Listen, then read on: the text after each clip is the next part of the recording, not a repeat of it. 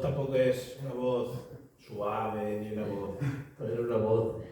Y cuando duermo, porque se lo pregunté a Esteban, que compartimos la habitación una vez, y me decía que León de Judá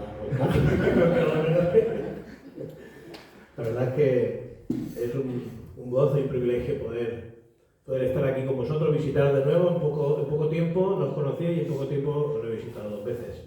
O sea que es un privilegio traer los saludos de la iglesia de Alcoy. Y bueno, cuando Esteban me invitó, estaba metido muy de lleno con el Salmo 51. Un salmo que me ha hecho pensar mucho, que me ha hecho reflexionar mucho y que bueno, hoy me gustaría compartir con vosotros.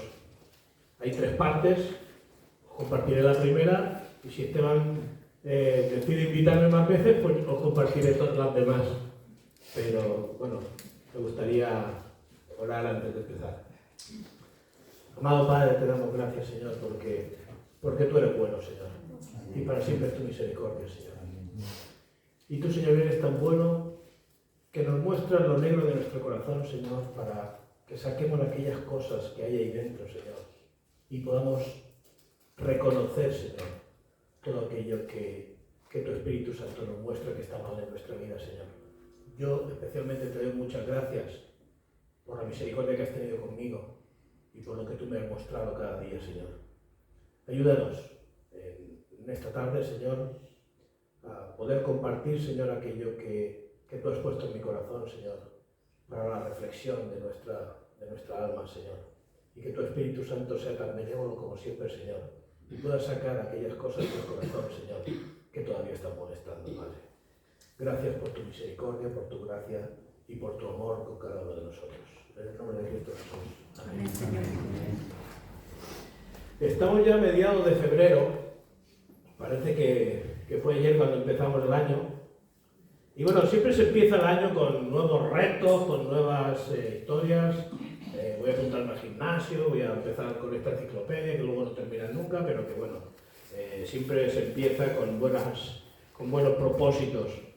Y bueno, reflexionando, espero que hayamos reflexionado todos en lo que hemos estado haciendo durante el año anterior, ¿no?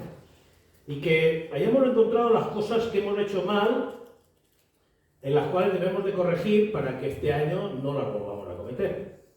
Puede ser que quizá no hayamos visto nada malo en nuestras vidas, en nuestras actuaciones, en este año que hemos dejado atrás. O puede ser que ni siquiera nos hayamos planteado el reflexionar en nada.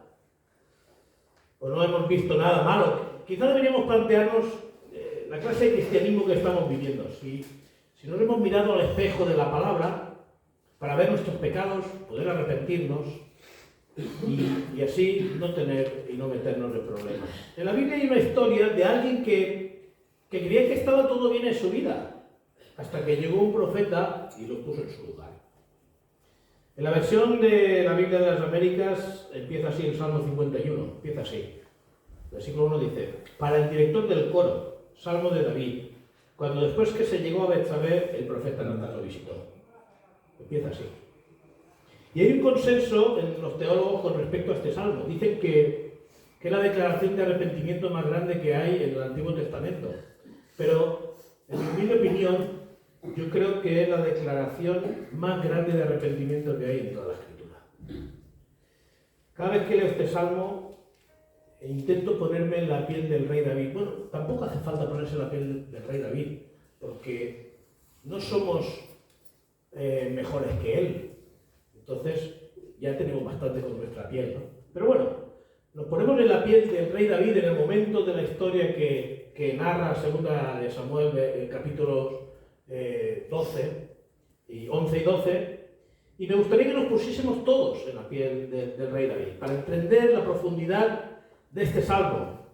Y quiero ponerlo en contexto para ver el trasfondo que llegó a conducir a escribir este salmo.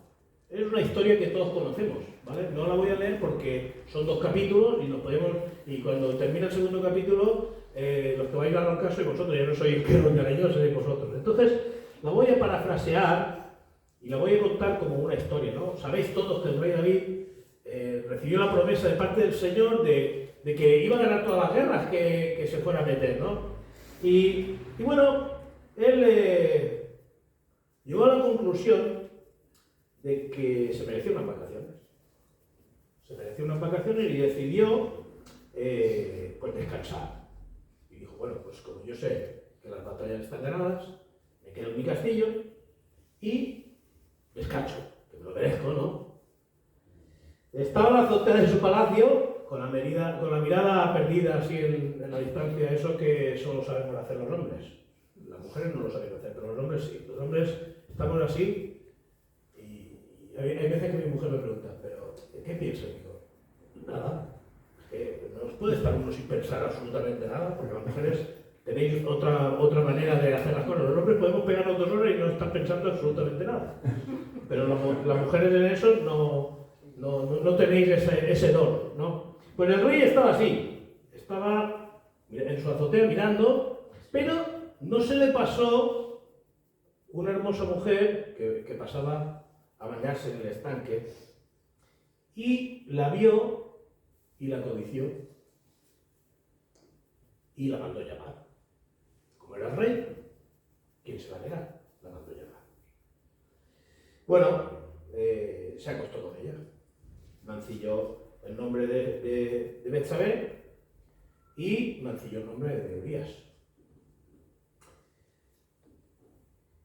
Claro, con estas cosas, cuando tú juegas con fuego, pero al final te quemas. Esta mujer quedó embarazada. ¿Vale? Y aquí se nos plantea un problema. ¿Qué pasa ahora? ¿Qué es lo que tengo que hacer? La reacción del rey no se hizo de esperar. Cogió a Joab. Él pensó y dijo, bueno, aquí hay que solucionar el problema. Y voy a avisar a Joab, y voy a decir que mande venir a Urías, que le doy un permiso, y que se vaya a su casa y que esté con su mujer. Y así lo hizo. Se presentó delante del rey, y este le pidió que por su servicio fuera a su casa, que estuviera con su mujer, que disfrutara de los días de permiso que le daba. Sin embargo, Urías, que era un hombre de honor, no fue a su casa, ya que pensaba que mientras los demás estaban luchando, él no podía estar allí. ¿Qué pasó?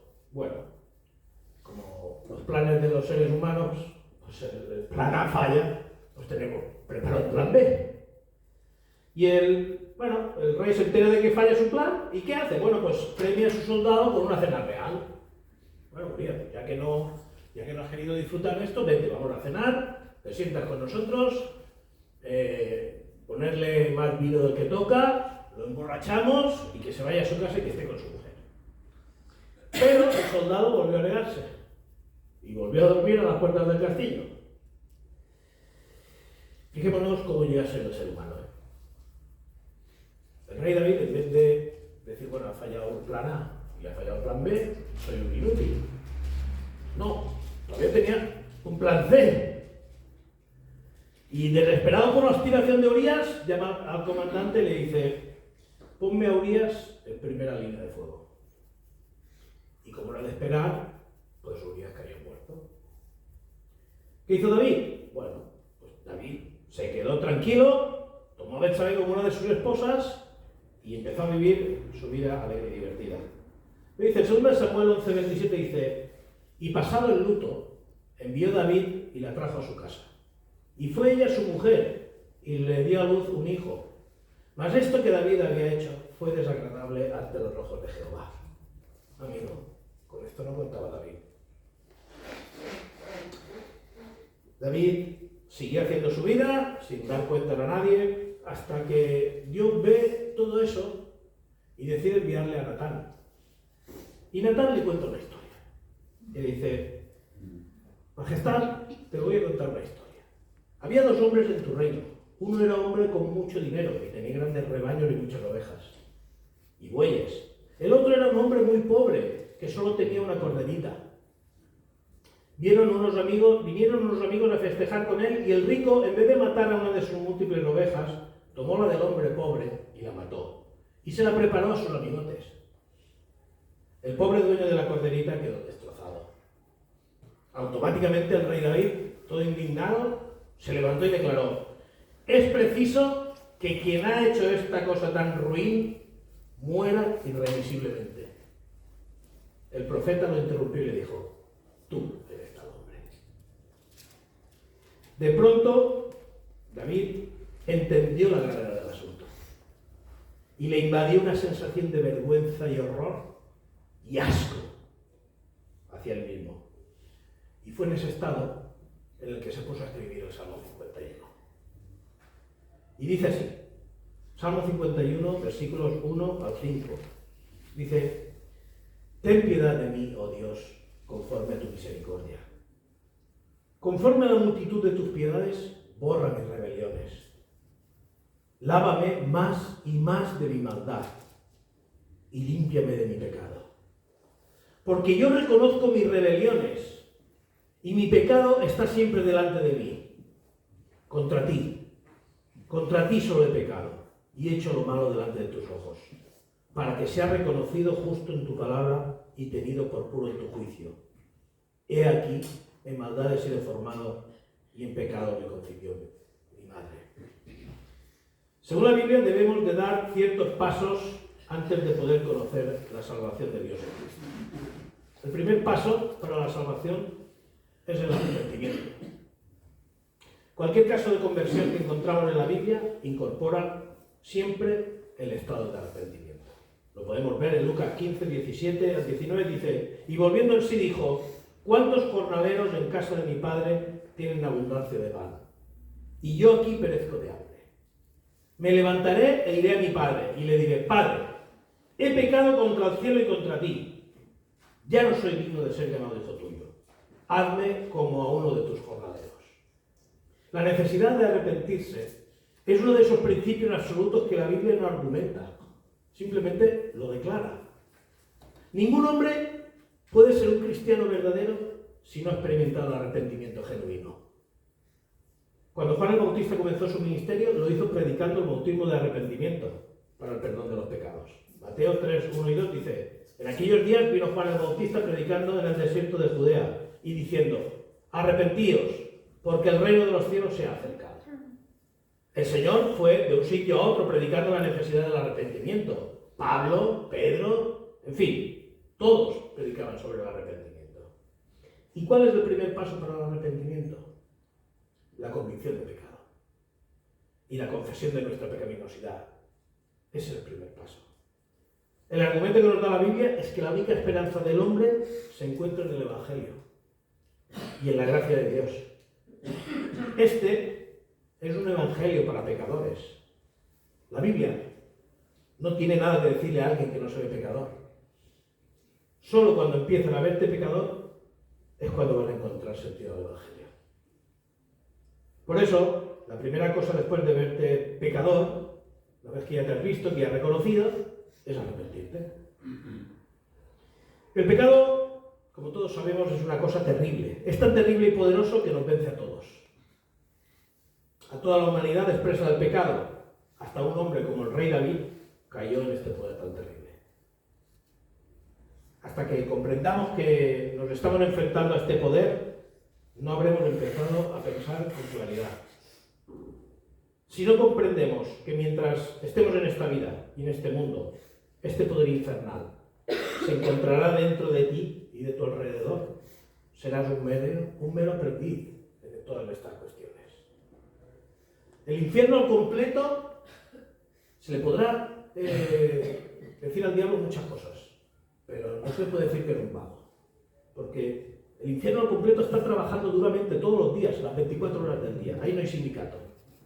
Y está las 24 horas del día intentando derribarte, cada día, y lo logra en muchas de las ocasiones. Por eso debemos confesar nuestra pecaminosidad y buscar el arrepentimiento.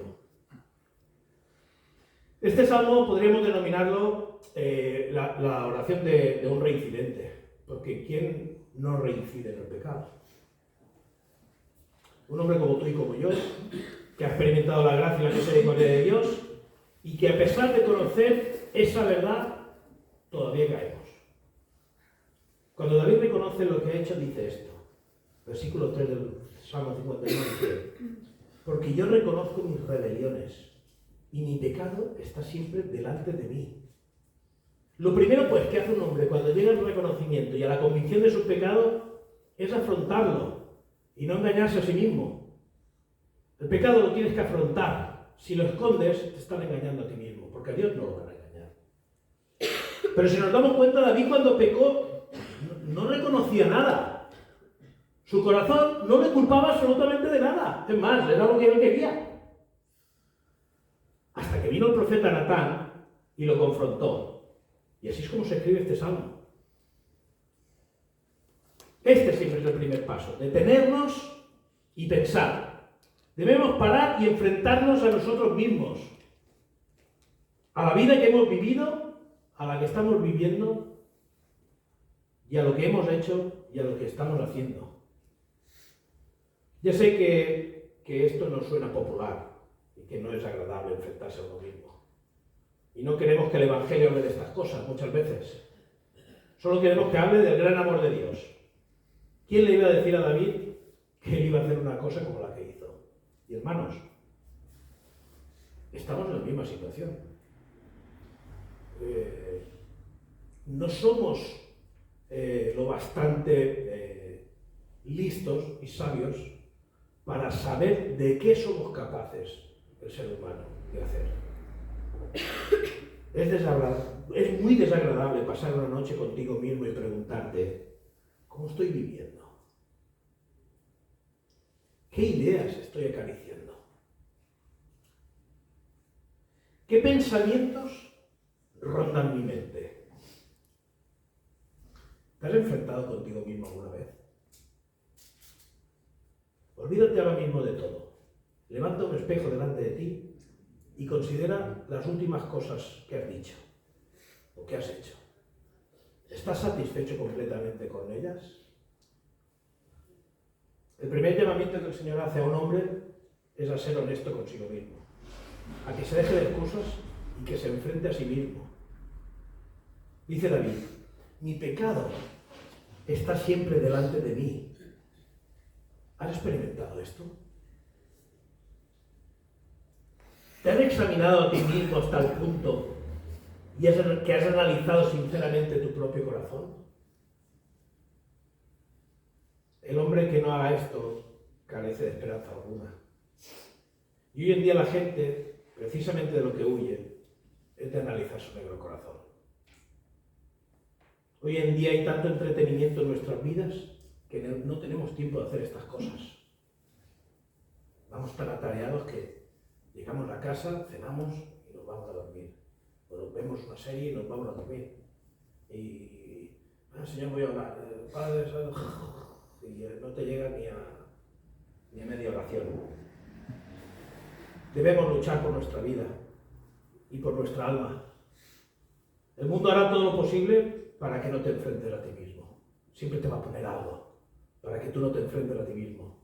Porque en el momento que te enfrentes, te vas a conocer quién eres. El segundo paso es reconocer con exactitud la naturaleza de lo que hemos hecho. Y en estos pasajes que hemos leído, al principio, hay 3 palabras claves: rebelión, maldad y pecados. ¿Qué significa rebelión? Rebelión es disponer tu voluntad contra la autoridad. Eso es rebelión. David dice: borra mis rebeliones. David admite que es un rebelde, que se ha rebelado contra la autoridad competente. La rebelión es un deseo de salirnos con la nuestra. Es una transgresión contra la autoridad. Es saber que lo que vamos a hacer no lo podemos hacer, pero lo hacemos. Es un acto voluntario y deliberado de desobediencia a la autoridad. Es pecar sabiendo que vas a pecar. Eso es ser un rebelde y prevaricador. ¿Vemos algo de rebelión en nuestra vida? Maldad. ¿Qué significa maldad? Maldad es hacer algo perverso, torcido, desviado.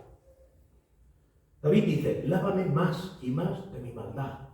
Reconoce que es un rebelde y reconoce su maldad. Y evidentemente David fue un pervertido y un asesino por hacer lo que hizo.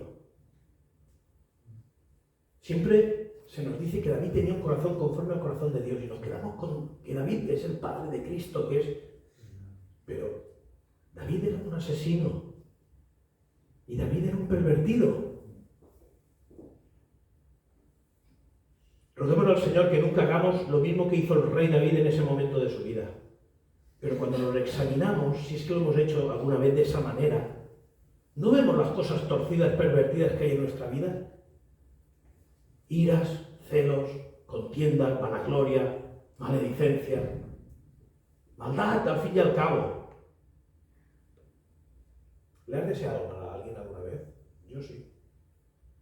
Yo sí que le he deseado mal a alguien. ¿Pensamientos perversos, torcidos, malsanos? Yo sí.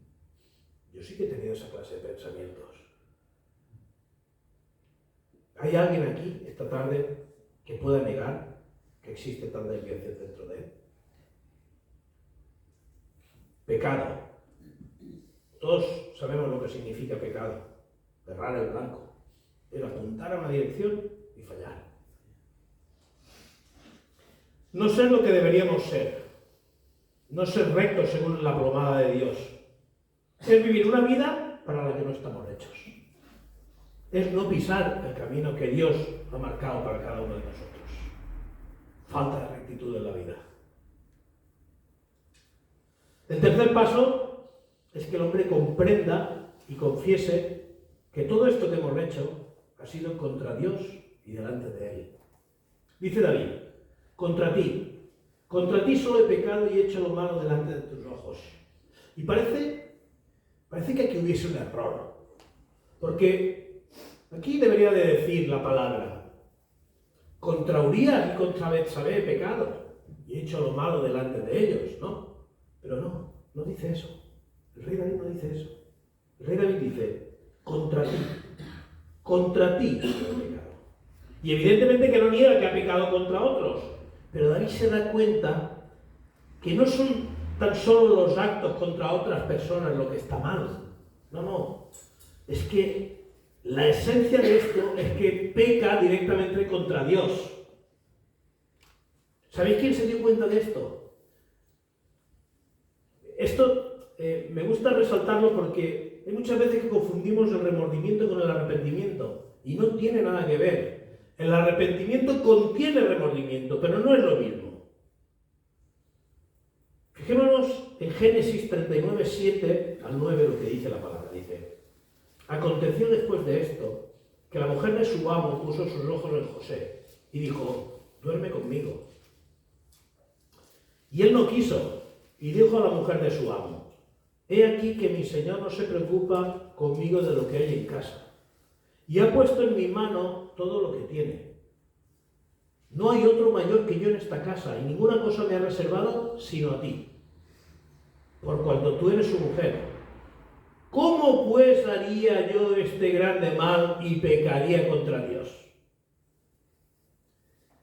Fijémonos que el argumento de José, que le da a la mujer de Potifar, es que su amo se fía de él en todo y que todo es de él menos su mujer.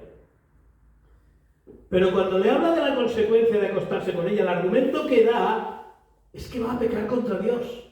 Fijémonos que no le dice a la mujer de Potifar, es que si yo me acuesto contigo, Potifar me lo ha dado todo y voy a pecar contra Potifar, pobre hombre.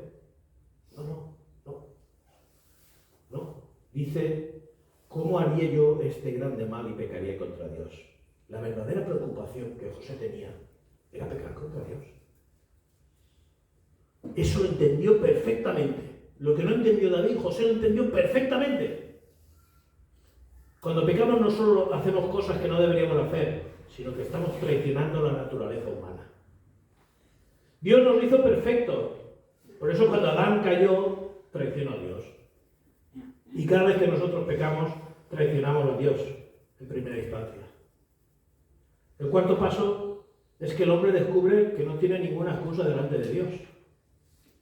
David dice, contra ti solo he pecado y he hecho lo malo delante de tus ojos, porque para que sea reconocido justo en tu palabra y tenido por puro en tu juicio. David le está diciendo a Dios, mira Señor, no tengo ni una sola excusa, no tengo disculpa, no hay nada que pueda decir a mi favor, no hay ninguna razón para hacer lo que he hecho, me he equivocado por completo. Con respecto a nosotros, ¿qué alegato podríamos tener nosotros a nuestro favor el día que estemos delante del Señor, si no es la sangre de Cristo? ¿Qué alegato podemos tener? Necesitamos sí o sí examinarnos cada día para poder ver nuestro pecado. Y si lo vemos, dejar de justificarnos y ponernos manos a la obra. Mientras nos estemos justificando a nosotros mismos, eso querrá decir que ni nos hemos arrepentido ni lo pretendemos hacer. Mientras digamos, bueno, esto, tampoco hay que ponerse. A mí me dicen, es que eres un poco masoquista, es que tú parece que... No, es que esto es serio, Si Dios te dijera, lo veníamos hablando en la comida con Esteban,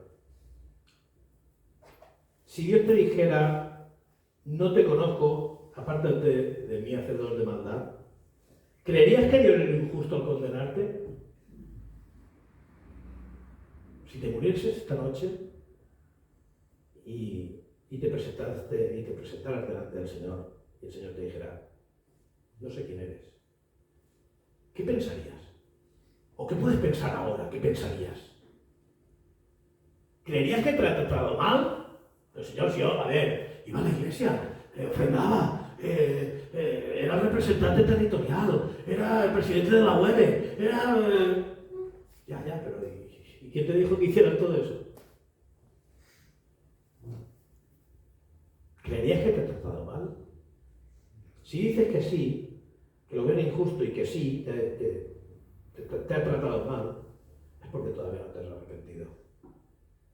Yo no sé tu hermano, pero yo cada vez que miro dentro de mí, de mi corazón, lo único que puedo ver es que merezco el infierno. Y si Dios me envía allí, no puedo quejarme ni esta. Ni esta me puedo quejar. Es lo único que merezco. No merezco otra cosa. Sin arrepentimiento no hay salvación. El quinto y último paso es comprender que mi propia naturaleza es mala. Que eso no lo tenemos claro tampoco. Creemos que partimos de cero. Pero no partimos de cero, partimos de menos. Dice David, he aquí en maldad he sido formado y en pecado me concibió mi madre. Esto no quiere decir que la madre de... Porque yo he oído por ahí mensajes de los cuales dicen que la madre de David se acostó con otro hombre y por eso fue concebido. No. Y todo eso, ¿sabéis para qué lo dicen? Para justificar que yo no soy malo desde que estoy en el vientre de mi madre. ¿Podemos ver los pasos? El primer paso que hace el rey es detenerse y afrontar los hechos. Se mira a sí mismo. El segundo paso es reconocer los actos de los que ha sido culpable.